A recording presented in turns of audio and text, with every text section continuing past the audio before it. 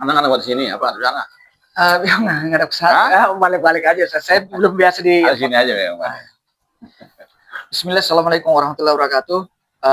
Ustaz, ada yang saya ingin tanyakan.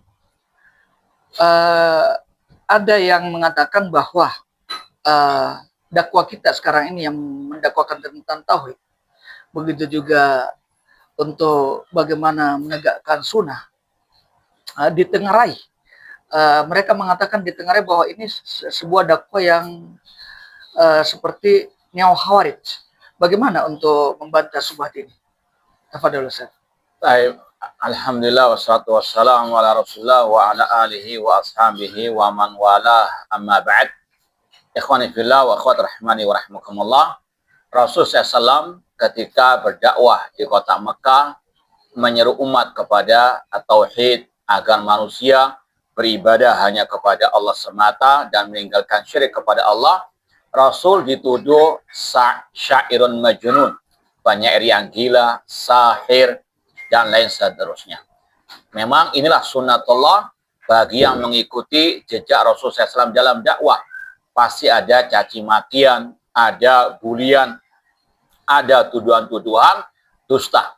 Dan ini pula yang dikatakan oleh Imam Abu Hatim Ar-Razi dalam kitab beliau Asrul Sunnah wa I'tiqaduddin, alamatu alil bid'ah al-waqi'atu fi ahli athar. Tanda alil bid'ah itu mencela ahli athar, yaitu yang berpegang teguh dengan ajaran Rasul, dengan akidah Rasul sallallahu alaihi wasallam. Beliau juga mengatakan alamatu az-zanadiqah tasmiyatuhum ala sunnah hasyawiyah. Tanda atau ciri kelompok zindik, mereka menamai, menggelari ahlus sunnah dengan hasyawiyah, orang-orang yang nggak ada harganya. Wa alamatul jahmiyah tasmiyatuhum ala sunnah musyabbihah. Tanda kelompok pengikut jahmiyah menggelari ahlus sunnah dengan musyabbihah. Wa alamatul rafidah tasmiyatum ala sunnah nasibah. Tanda ciri kelompok syiah rafidah menuduh ahli sunnah sebagai pengikut kelompok khawarij atau nama lainnya nasibah. Maka tidak aneh kalau ada ahli bidah atau orang-orang yang menyimpang dari akidah Rasul, para sahabat Rasul, menuduh ahli sunnah, dakwah salafiyah, al-firqah najiyah dengan gelar-gelar seperti neo khawarij atau neo murji'ah. Maka kita katakan kaburat kalimatan takhruju min afwahihim iyakuluna illa kadhibah. Sungguh besar yang muncul dari mulut mereka, tidaklah mereka berkata kecuali dusta. Maka kita katakan kul hatu burhanakum in kuntum shadiqin. Tunjukkanlah bukti kalian kalau kita neo khawarij.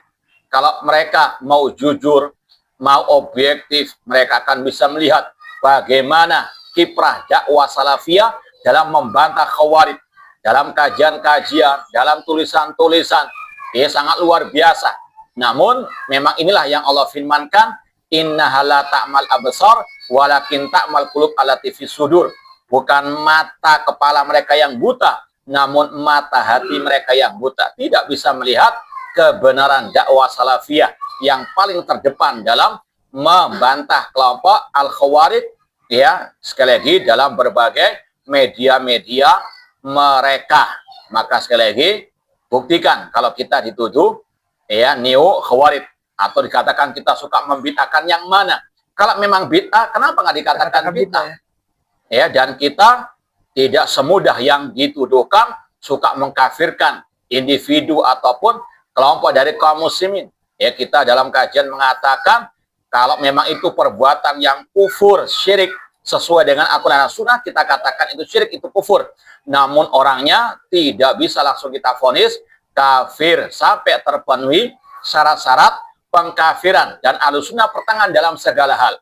Tidak gegabah mengkafirkan individu, tidak pula menafikan adanya takfir secara person. Imam Syafi'i pernah mengkafirkan seorang yang bernama Hasan Al-Fard yang mengatakan Al-Quran makhluk, karena beliau memang layak untuk menvonis orang-orang tersebut. Ya, adapun sekali lagi kita sangat amat jauh dari menvonis kafir individu tertentu dan kita serahkan kepada para al-ulama, ya. Namun sekali lagi kalau para nabi, para rasul, ya, para salafus soleh banyak mendapatkan tuduhan-tuduhan dusta, apalagi kita. Ya, sebagaimana juga kisah Nabi Nuh alaihissalam ketika beliau mendakwahkan at-tauhid, ya qaumi ibudullah malakum min ilahin ghairu. Allah mengatakan wa qalan malaul ladzina kafaru min qaumihi inna lanaraka fi dhalalin mubin. Orang-orang kafir dari kaum Nabi Nuh mengatakan sesungguhnya kami menganggapmu sesat. Nabi Nuh yang mendakwakan tauhid dikatakan sesat, maka tidak aneh kalau kita mendakwakan tauhid juga dituduh yang ya tuduhan-tuduhan dusta. Nasallahu ta'ala as-salamata wal afiyah. Wallahu ta'ala a'lam. Kedua lagi Ustaz, barangkali bisa Ustaz menjelaskan tentang awal munculnya bid'ah zikir berjamaah. Yang kalau tidak salah di hadis tersebut dijelaskan bahwa disinilah pelaku-pelaku zikir berjamaah ketika itu yang diingkari oleh Abu Musa al-Asy'ari yang dilaporkan kepada itu Mansur, menjadi cikal bakal Khawarij. Barangkali bisa Ustaz menjelaskan sedikit tentang hadis ini. Baik. Dalam Sunan Ad-Darimi rahimahullah taala disebutkan riwayat ya dari Abdullah bin Mas'ud radhiyallahu anhu, dan riwayat ini disahihkan oleh Syekh Al-Albani dan yang lainnya. Pernah suatu saat Abdullah bin Mas'ud radhiyallahu anhu berjumpa dengan sekelompok orang yang berzikir berjamaah, mereka memakai bebatuan. Ada komando dari pemimpinnya, halilu mi'ah, bertahlilah 100 kali, sabbihu mi'ah, bertasbihlah 100 kali. Kemudian Abdullah bin Mas'ud mengatakan, waihakum ya umat Muhammad, celaka kalian wahai umat Muhammad yang berzikir jamaah tersebut. Kemudian beliau mengatakan, ma asra'a halakatakum, alangkah cepatnya kebinasaan kalian. Haulai sahabatun nabiyikum mutawafirun, para sahabat Nabi kalian masih hidup di tengah kalian.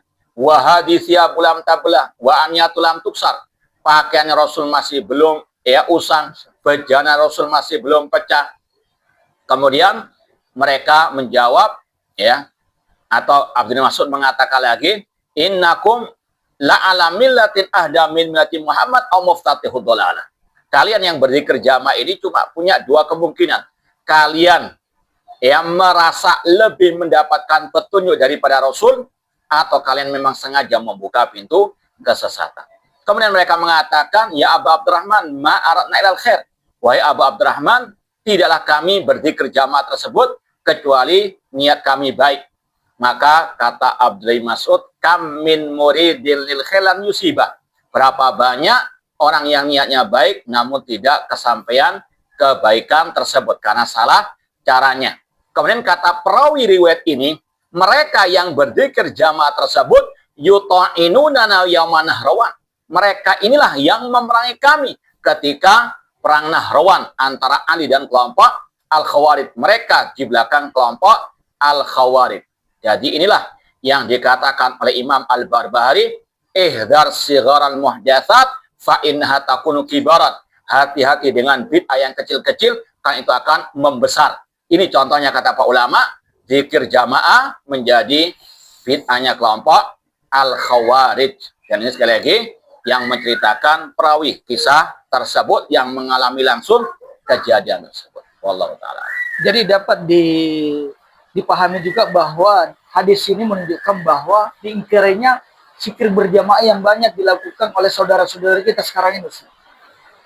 Nah, ya ini secara umum zikir apa saja kalau tidak sesuai dengan ajar Rasul, diantaranya dengan dikomandoi tersebut masuk ke dalam yang diingkari oleh Abdullah bin Mas'ud. Ini berlaku sampai kapan saja, ya. Bahkan kalau kita lihat mazhab Syafi'i, Imam Syafi'i sendiri beliau tidak pernah mengajarkan zikir berjamaah terutama selesai sholat. Nah, dan itu yang ada dalam kitab Imam Asy-Syafi'i rahimahullah ta'ala. Baik Ustaz, jazakallahu atas penjelasannya. Demikianlah para jamaah. Di sini diterangkan bahwasanya ketika kita menjelaskan suatu kekufuran atau suatu kebid'ahan, bukan berarti menjustifikasi seseorang itu bahwa dia telah kufur, dia sudah melakukan bid'ah, dia neraka. Tapi ini bentuk cinta kepada saudara kita untuk menjelaskan jangan sampai dengan melakukan hal-hal ini sehingga terjerumus ke dalam ancaman neraka. Nah, ini jadi bukan kita itu artinya merendahkan atau mengatakan bahwa saudara kita itu kufur atau neraka, tidak. Justru kita bentuk cinta kita ini memahamkan, dijelaskan bahwa inilah bid'ah, inilah kekufuran yang dengannya ketika kita hindari, justru ini yang akan insya Allah yang akan menjadikan kita pengikut Nabi Muhammad, yang insya Allah kita berharap untuk masuk ke surga. Demikian, semoga para jamaah bisa memahami hal ini. Jadi jangan sampai terprovokasi yang mengatakan cinta kepada saudaranya tapi tidak menjelaskan apa itu syirik, karena ketika ada syirik ada lawan daripada syirik, yaitu tauhid. Begitu juga ketika menjelaskan sunnah ada lawan daripada sunnah, yaitu bid'ah. Demikian, semoga bermanfaat. Assalamualaikum warahmatullahi wabarakatuh. Salam.